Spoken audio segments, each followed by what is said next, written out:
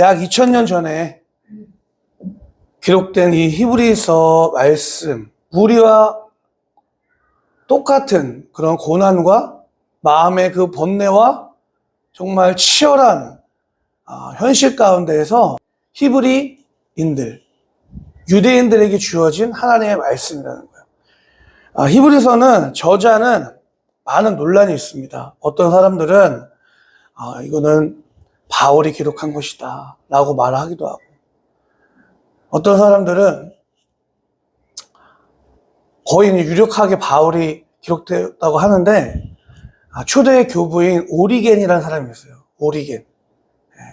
오리겐이라는 사람은 이 저자는 하나님만 아신다, 주님만 아신다 라고 얘기를 했다고 하더라고요. 그러니까 이 저자는 논란의 여지가 많아요. 그렇지만 중요한 것은 이 말씀을 읽으면 초대교회 로마 압제 아래에 있었던 초대교회 성도들이, 특히 유대인 출신의 성도들이 얼마나 힘들게 신앙생활을 했는지 우리가 말씀을 통해서 알 수 있어요.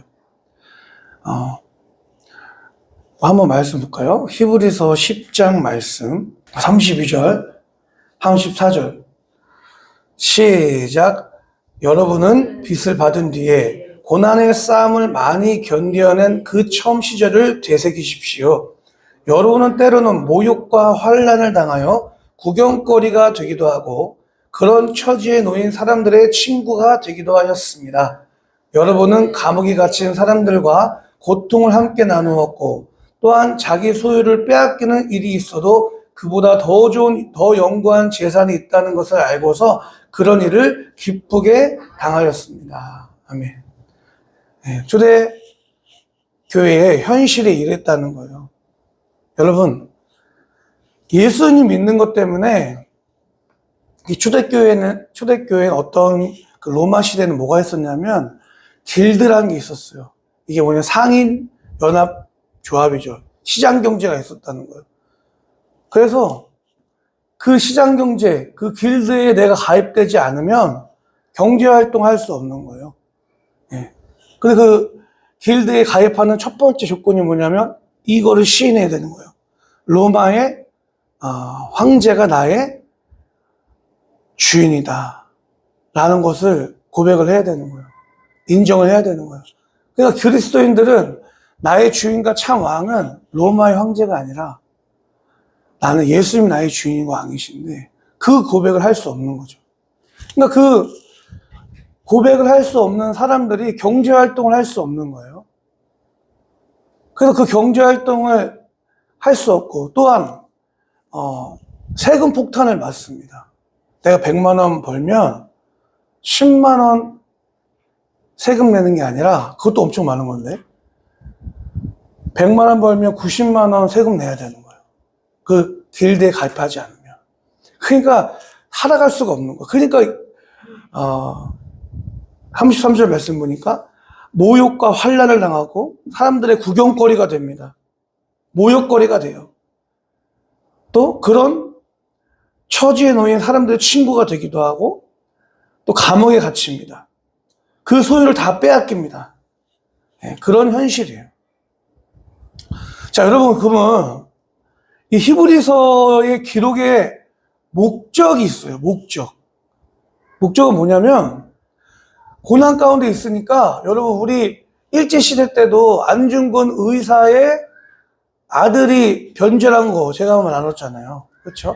그리고 안중근 의사와 함께 이토 히로부미를 처단한 그 팀 중에 한 명이 또 우리나라 광복 그 직전에 또 변절합니다. 그러니까 광복 직전에 정말 많은 사람들이 독립운동을 하다가 변절을 해요. 똑같이 그런 상황이 이 당시에 있었다는 거예요. 그러니까 초대교회 이때도 예수님 믿는 것 때문에 제대로 살 수가 거지가 돼야 되고 완전히 진짜 비참한 거예요. 그러니까 성도들이 조금씩 이탈하는 성도들이 생긴 거예요. 그런 상황에서 이 히브리서 말씀을 기록한 이 성경의 기자는 다시 그 히브리인들에게, 그리스도인들에게 우리가 지금 믿고 있는 예수 그리스도가 누구신지, 유대인의 관점에서. 그러니까 여러분, 마태복음을 읽으면, 마태복음 읽잖아? 갑자기 현중이 보니까 반말 나왔어. 마태복음을 읽으면 유대인들을 향한 그 복음서이기 때문에 구약 성경을 엄청 많이 인용을 해요. 성경에 기록되기를, 성경에 이르시기를 예수님이 오실 것이면 이렇게 예언하였다라는 것을 계속 구약을 성경을 인용하거든요. 왜 그러겠어요? 유대인들은 예수님을 믿을 수가 없는 거예요. 왜냐하면 신명기 말씀 가운데 나무에 달린 자마다 저주 아래에 있는 자라 하였으니 이런 말씀이 있거든요. 그러니까 예수님이 십자가에 달려 죽으셨기 때문에 예수님은 저주를 받아 죽은 사람이잖아 라는 인식이 있기 때문에 유대인들이 예수님 믿기가 힘든 거예요. 그래서 성경의 기자, 마태복음의 기자는 아니야. 야, 구약 성경에 예수님이 베들레헴에 태어나시고 나사렛 사람으로 살고 계시고, 그리고 뭐예요? 나귀를 타고 오실 것이고, 또 처녀의 몸에 오실 것이고, 그러니까 이런 예수님의 오시는 그 사건에 대해서 예수님 오시기 전 약 700년, 뭐 많게는 막 1000년 전부터 구약의 예언자들이 메시아가 이런 모습으로 오실 것이다라고 예언을 했는데 그걸 가지고 이제 유대인들에게 얘기하는 거예요. 성경을 가지고. 네. 우리 이사야 말씀 한번 찾아볼까요? 이사야 53장. 우리가 들은 것을 누가 믿었느냐? 주님의 능력이 누구에게 나타났느냐? 그는 주님 앞에서 마치 연한 순과 같이 마른 땅에서 나온 싹과 같이 자라서 그에게는 고운 모양도 없고 훌륭한 풍채도 없으니 우리가 보기에 흠모할 만한 아름다운 모습이 없다. 그는 사람들에게 멸시를 받고 버림을 받고 고통을 많이 겪었다. 그는 언제나 병을 앓고 있었다. 사람들이 그에게서 얼굴을 돌렸고 그를 멸시를 받으니 우리도 덩달아 그를 귀하게 여기지 않았다. 그는 실로 우리가 받아야 할 고통을 대신 받고 우리가 겪어야 할 슬픔을 대신 겪었다. 그러나 우리는 그가 징벌을 받아서 하나님에게 맞으며 고난을 받는다고 생각하였다. 그러나 그가 찔린 것은 우리의 허물 때문이고 그가 상처를 받은 것은 우리의 악함 때문이다. 그가 징계를 받음으로써 우리가 평화를 누리고 그가 매를 맞음으로써 우리의 병이 나았다. 우리는 모두 양처럼 길을 잃고 각기 제 갈 길로 흩어졌으나 주님께서 우리 모두의 죄악을 그에게 지우셨다. 그는 굴욕을 당하고 고문을 당하였으나 아무 말도 하지 않았다. 마치 도살장으로 끌려가는 어린 양처럼 마치 털 깎는 사람 앞에서 잠잠한 암양처럼 끌려가기만 할 뿐 아무 말도 하지 않았다. 여기까지만요. 이사야서 말씀은요, 여러분, 예수님 오시기 전 700년 전에 기록된 거예요. 그러니까 구약 성경 당시 이 말씀이 기록된 당시 사람들은 이 말씀을 읽을 때 이게 무슨 말이지? 이거 누구에 관한 얘기지? 알 수가 없었어요. 그런데 700년 후에 이 말씀대로 사신 이 말씀의 성취를 이루신 분이 나타나셨어요. 그분이 누구예요? 바로 예수님이신 거예요. 그러니까 이 부분을 여러분, 이성주의자들, 예수를 믿지 않는 이성주의자들도 정말 정직한 마음을 가지고 이 말씀을 읽다가 정말 예수님이 구약 성경에 예언된 메시아 그리스도구나라는 것을 알게 되는 거예요. 여러분, 이것처럼 다시 본문 말씀 돌아와서 히브리서는 아마도 구약 성경에 아주 정통한 사람이 유대인들을 향해서 지금 유대인들, 그리스도인들이 막 이탈하고 있어요.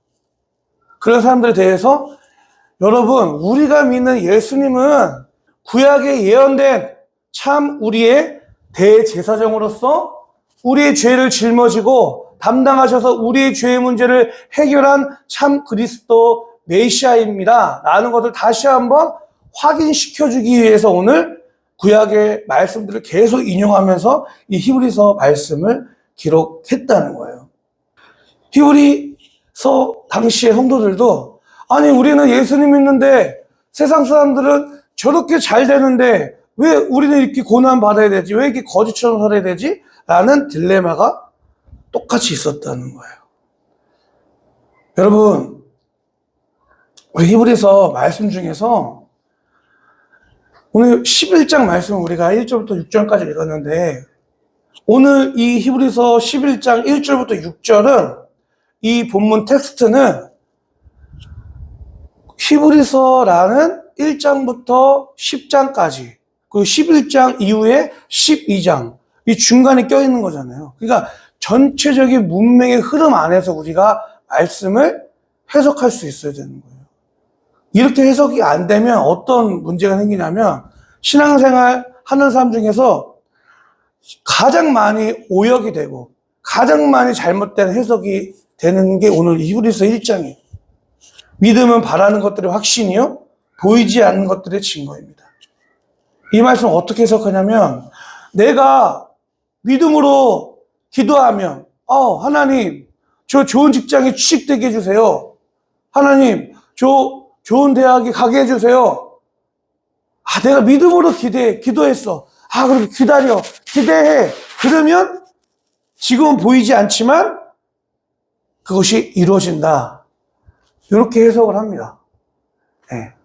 막 믿음의 법칙, 바라봄의 법칙. 저는 여러분 그거 자체가 잘못됐다고 생각하지 않아요. 그게 맞아요. 우리가 하나님 앞에 믿음으로 기도했으면 기대하는 건 당연한 거죠.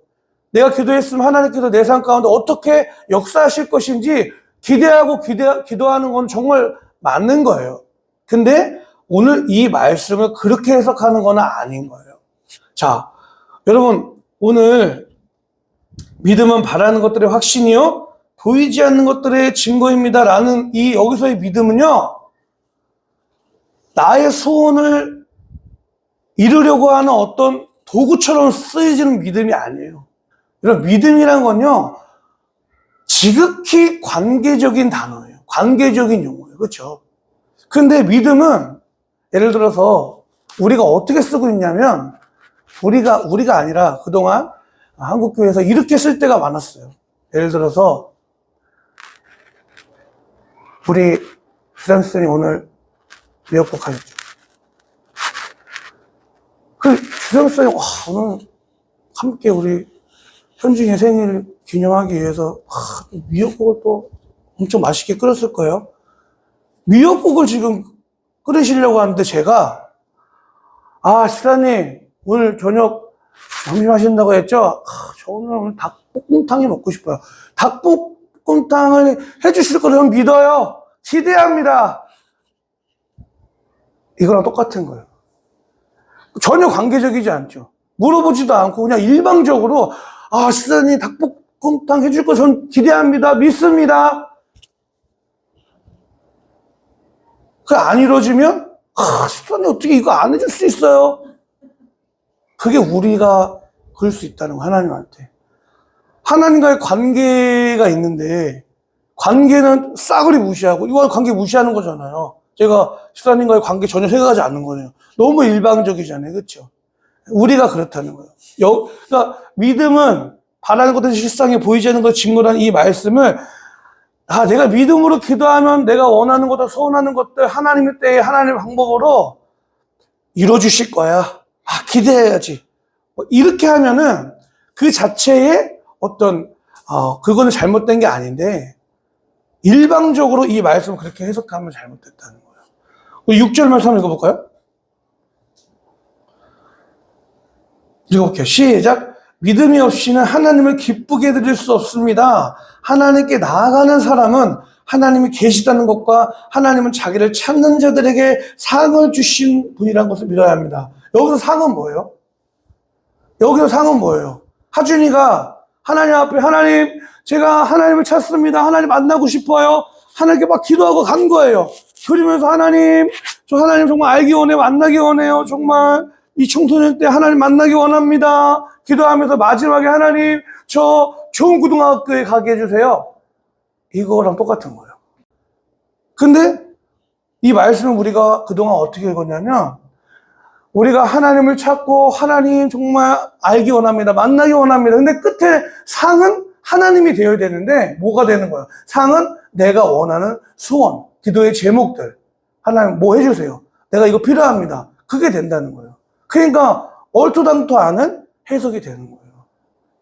저도 그렇게 말씀 읽고 해석한 적 엄청 많아요. 자, 그러면 이제 다시 한번 여러분 이 히브리서 11장 말씀은 어떤 이 콘텍스트 흐름 안에서 이 말씀이 있나 한번 읽어볼게요. 10장 11장 이전에 10장 말씀에 어떤 말씀이 있냐면 19절 말씀 읽어볼게요.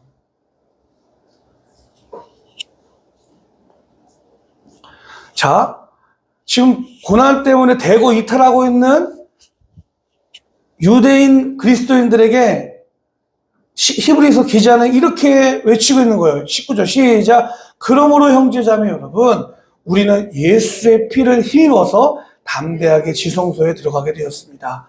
예수께서는 휘장을 뚫고 우리에게 새로운 살 길을 열어주셨습니다.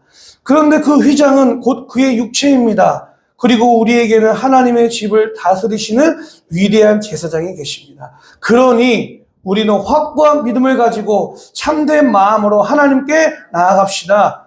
우리는 마음에다 예수의 피를 뿌려서 죄책감에서 벗어나고 맑은 물로 몸을 깨끗이 씻었습니다. 또 우리에게 약속하신 분은 신실하시니 우리는 흔들리지 말고 우리가 고백하는 그 소망을 굳게 지킵시다. 그리고 서로 마음을 써서 사람과 선한 일을 하도록 격려합시다. 어떤 사람들의 습관처럼 우리는 모이기를 그만하지 말고 서로 격려하여 그날이 가까워오는 것을 볼수록 더욱 힘써 모입시다. 저 보세요. 그날이 가까워오는 것을 볼수록 더욱 힘써 모입시다. 이게 뭐예요? 사람들이 이제 고난 때문에 교회에 안 나오는 거예요. 그러니까 모이기를 그만하는 그런 나쁜 습관을 버리고 우리 열심을 다해서 모입시다. 언제까지요? 예수님 다시 오시는 그날까지. 우리 예수님 분명히 다시 오신다고 말씀하셨으니 우리 예수님 다시 오실 그날까지 우리 힘써서 만납시다. 모입시다. 예배합시다. 라고 얘기하고 있는 거예요. 우리 말씀 또 들어볼게요. 36절부터 읽어볼게요. 10장 36절 시작. 여러분이 하나님의 뜻을 행하고서 그 약속해 주신 것을 받으려면 인내가 필요합니다. 이제 아주 조금만 있으면 오실 분이 오실 것이요 지체하지 않을 것이다. 나의 의인은 믿음으로 살 것이다. 그가 뒤로 물러서면 내 마음이 그를 기뻐하지 않을 것이다. 우리는 뒤로 물러나서 멸망한 사람들이 아니라 믿음을 가져 생명을 얻을 사람들입니다. 아멘. 지금 어떤 흐름인지 아시겠죠? 우리 예수님 다시 오실 그날까지 모여야 돼요. 인내해야 돼요. 기다려야 돼요. 우리 구원자 되신 우리의 그리스도 참 예수님, 나의 죄를 담당하여서 십자가에 죽으시 부활하실 그 예수님이 다시 오실 것이니 우리 그 예수님을 기다립시다. 이렇게 얘기하고 있는 거잖아요. 그렇죠? 그리고 나서 11장으로 넘어가는 거예요. 그리고 이런 흐름 안에서 1장 말씀 읽고 11장 1절 시작. 믿음은 바라는 것들의 확신이요 보이지 않는 것들의 증거입니다. 어떤 건지 아시겠죠? 여기서의 믿음은 뭐예요? 뭘 기다리는 거예요? 지금 보이지 않지만 뭘 기다리는 거예요? 뭘 바라보는 거예요? 예수님 다시 오실 그날. 예수님 다시 오실 그날. 예수님을 기다리는 거예요. 그 6절 말씀 가운데도 여러분 하나님께 나아가는 사람은 하나님이 여기서 하나님은 누구예요? 예수님을 의미하는 거예요. 예수님께 나아가는 사람은 예수님이 계시다는 것과 예수님은 자기를 찾는 사람들에게 상 주시는 분이시라는 것을 믿어야 합니다. 우리가 예수님을 찾고 예수님이 계시다는 걸 믿고 예수님을 기다리면 예수님 자체가 우리에게 상으로 주신다는 거예요. 여러분. 그 예수님 손에 들려있는 어떤 선물을 바라보는 게 아니라 예수님 자체를 바라보고 기다린다는 거예요. 오늘 우리가 그동안 너무 이 히브리서 11장을 믿음장이라고 하는데 얼마나 우리가 잘못 해석하고 있는지 몰라요.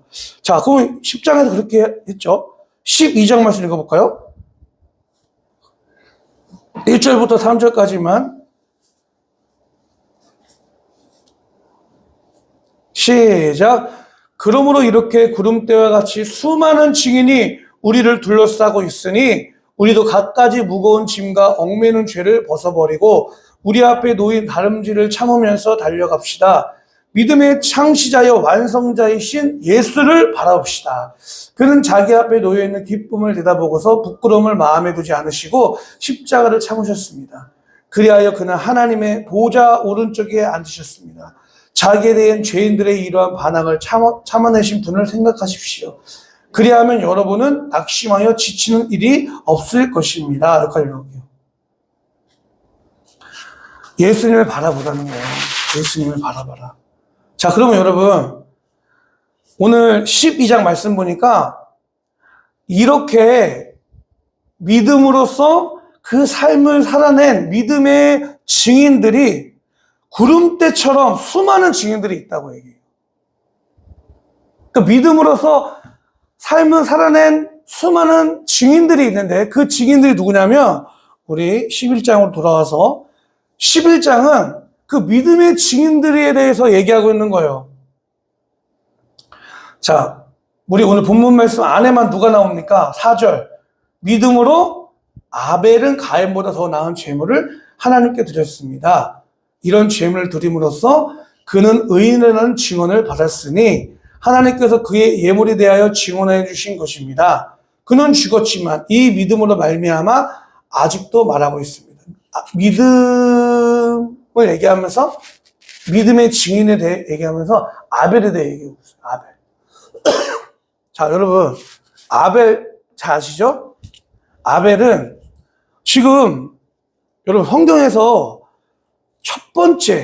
첫째라는 것은 그 모든 것의 대표성을 떼요. 대표성은 뭐예요? 그 전체를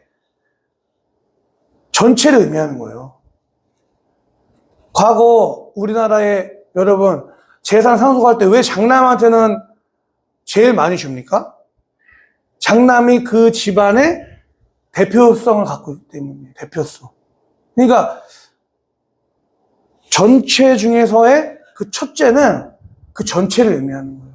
근데 그 첫 번째가 믿음을 얘기하는데 왜 되게 아이러니하게 수많은 증인들도 있을 텐데 우리가 아는 다윗도 있고 예? 많잖아요. 믿음의 조상 아브라함도 있는데 왜 첫 번째 아벨에 대해서 기록했을까? 의아하잖아요. 여러분, 아벨은요 성경 역사 가운데 최초의 뭘 드린 사람이에요? 희생 제사를 드린 사람이에요. 하나님께서 연락 받으시는 믿음의 제사를 드린 사람이라고 히브리에서 말씀하고 있는 거예요. 희생 제사라는 게 뭐예요? 내가 죄인임을 인정하지 않으면 희생 제사를 드릴 수가 없죠. 네. 내가 죄인임을 인정하니까 나 대신 이 구약의 제사법에 의해서 이 짐승에게 내 모든 죄를 전가시킬 때 이 짐승이 내 모든 죄를 대신 짊어지게 되는 거예요. 그 구약의 제사법이 그래요. 그러면은 내 죄를 전가받은 이 짐승은 곧 누가 되는 거예요? 내가 되는 거예요. 이게 희생 제사예요. 그러니까 지금 레위기 속죄죄, 번제 이런 구약의 제사법이 제정되기 이전에 하나님의 계시를 받은 아벨이 구약의 첫 희생 제사를 속죄 제사를 드린 사람이 바로 아벨인 거예요. 그래서 의미가 있는 거예요. 더 나아가서 여러분 아벨처럼 살려고 하면 여러분 사실 수 있겠어요? 아벨은 어떤 사람이에요? 성경 역사 가운데 최초의 희생 제사 제대로 된 하나님을 예배하는 속죄 제사, 내 죄의 문제를 해결하는 속죄 제사를 제대로 한번 예배 드렸다가 어떻게 된 거예요? 돌 맞아 죽은 사람이 아벨이에요. 근데 믿음으로 산 증인들에 대해서 첫 번째 하나님은 아벨에 대해서 얘기하고 있는 거예요. 여러분, 이게 뭐예요? 아벨은 되게 어떻게 보면 비참한 삶이에요. 뭐 이렇다 성공이 아무것도 없어요. 근데 여기서 주는 메시지가 있습니다. 뭐예요? 우리의 삶이 세상에서 어떤 이렇다 할 성공이 없다 하더라도, 어떠한 화려함이 없다 하더라도 하나님께서 우리의 그 삶을 보시고 계시다는 거예요. 아벨에 대해서 아무도 기억하지 않아요. 근데 하나님은 기억하고 계신 거예요. 우리 예배를 기억하고 계시다고요. 자, 그 다음에 누가 나옵니까? 에녹이 나와요. 에녹은 어떤 사람이에요? 에녹은 하나님과 동행하였으니 하늘로, 천국으로 데려감을 받은 사람이에요. 죽음을 보지 않고. 근데 여러분 봐보세요. 정말 하나님께 동행했던 그 에녹이 이 세상에서의 어떤 성공과 이 세상에서의 번영이 정말 축복의 기준이 된다면 왜 하나님께서 하나님과 동행한 그 에녹을 하늘로 데려올려 가셨을까요? 여기에 메시지가 있는 거예요. 그러니까 믿음의 증거, 지금 믿음에 대해서 얘기하는 거는 이 땅에서의 잘 되는 것, 이 땅에서 성공하는 것, 형통하는 것을 얘기하고 있지 않다는 거예요. 그 다음에 누가 나와요? 아브라함도 나오고 노아도 나오고. 여러분, 노아처럼 살려면 살 수 있겠습니까? 산 꼭대기에다 하나님이 방주를 지으래요. 세상 사람들이 다 비웃었습니다. 저 미친놈 아니야 저거? 저 멍청이 아니야? 왜 배를 왜 산 꼭대기에 짓는 거야? 무려 몇 년 동안 지었습니까? 120년 동안 지었어요. 네. 모든 사람들 손가락질 받았던 사람이 노아예요. 근데 하나님은 노아의 삶을 믿음의 삶이라 인정하고 기억하고 계시다는 거예요. 히브리서 11장 24절 말씀 읽어볼까요? 24절 시작. 믿음으로 모세는 어른이 되었을 때에 바로 왕의 공주의 아들이라 불리기를 거절하였습니다. 오히려 그는 잠시 죄의 향락을 누리는 것보다 하나님의 백성과 함께 학대받는 길을 택하였습니다. 모세는 그리스도를 위하여 받는 모욕을 이집트의 재물보다 더 값진 것으로 여겼습니다. 그는 장차 받을 상을 내다보고 있었던 것입니다. 아멘. 여기까지. 모세는 어때요, 여러분? 모세가 어른이 되었어요. 어른이 됐는데 내 정체성이 나는 애굽 사람이 아니라 나는 유대, 히브리 사람이라는 걸 알았어요. 그러니까 얼마든지 잘 먹고 잘 살 수 있는 그 모든 특권들을 다 내려놓고 나의 동족과 함께 고난받기로 자처했던 거예요. 근데 모세가 왜 그랬습니까? 오늘 말씀 보니까 장차 받을 상을 내다보고 있었다는 거예요. 지금 아직 받지 않았어요. 하지만 모세는 믿음으로 내가 하나님 나라를 위해서 이렇게 희생하고 헌신하고 살면 장차 저 보이지 않는 하나님 나라, 저 천국에서 내가 받을 상을 내다보고 있었다고 기록하고 있습니다. 자, 오늘 그럼 여러분 말씀 정리를 해볼게요. 믿음은 여러분, 믿음은 우리가 우리의 소원을, 나의 간절한 기도를 이루려고 하는 수단이 되어서는 안 돼요. 믿음은. 믿음 생활, 신앙 생활이라는 것은 여러분, 믿음은 가장 중요한 것은 관계성이 있어요. 관계성. 그러니까 여러분, 우리 청소년 친구들이 하나님과 정말 내가 예수님을 나의 주인과 왕으로 모셔들었는가? 라는 질문을 한번 가져보세요. 그리고 내가 예수님이 나의 죄를 짊어지시고 담당하셔서 나를 구원하시기 위해서 십자가에서 죽으시고 부활하신 구원자임을 믿는가? 내가 정말 그것을 그 십자가의 사건이 나의 사건임을 정말 내가 인정했는가 질문하셔야 됩니다. 내가 정말 예수님을 주인과 왕으로 모셔드렸는가? 난 정말 예수님을 믿고 있는가? 그 예수님이 나를 십자가에서 죽기까지 사랑하셨다고 했는데, 그렇다면 나는 예수님을 사랑하고 있는가? 그냥 힘들고 어려울 때 예수님 저의 이런 문제가 있습니다. 해결해 주세요. 그런 어떤 내 어려움을 해결하려고 하는 수단으로 생각하는가? 아니면 정말 인격적인 관계를 내가 갖고 있는가? 인격적인 관계. 예수님과 정말 동행하고 있는가? 여러분, 믿음은 정말 이런 관계성, 예수님과 친밀한 관계를 말하는 것이 바로 믿음이라는 거예요. 그러니까 여러분, 카타콤이라는 그 지하 무덤에서 그리스도인들이 예수님 믿으면 매맞고 잡혀오고 다 죽임을 당하니까 지하 땅속으로 들어가 살았잖아요. 평균 나이가 몇 살인지 아세요? 30세, 30세. 태어나자마자 병들고 땅속에 사니까, 빛 못 보고 사니까. 그래도 그 안에서 예수님을 부인하지 않고 살았던 삶의 비결은 뭘까요? 예수님과 동행하는 것이 내가 믿는 믿음이 이 땅에서의 삶의 어떤 형통함이 아니라 뭐예요? 예수님 자체를 내다보고 있었다는 거예요. 예수님 자체를 바라보고 있었다는 거예요.